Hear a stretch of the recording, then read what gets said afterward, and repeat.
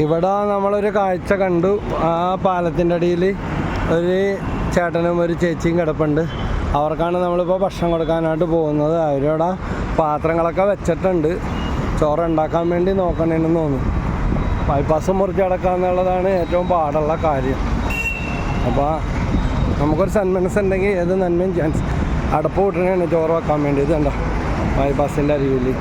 അപ്പോൾ അവർക്ക് രണ്ടുപേർക്കും ഒരേ പോയി ചോറ് കൊടുക്കാം. ചേട്ടൻ എന്ത് വാ വാ വാ.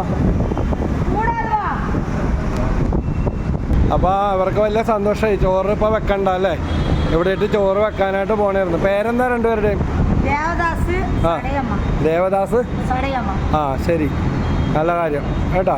കൊള്ളപ്പഴൊക്കെ തരാം. ഇന്നാളൊരു ദിവസം വന്നപ്പോഴുണ്ടായല്ല അല്ലേ. അപ്പോൾ ഇപ്പോൾ ചോറ് വെക്കാതെ കണ്ട ചോറ് വെക്കാൻ വേണ്ടി പോണായിരുന്നു. ആ സമയത്താണ് ഇത് കണ്ട വലിയ ഉപകാരമാണ് ഈ ചെയ്തത് അല്ലേ.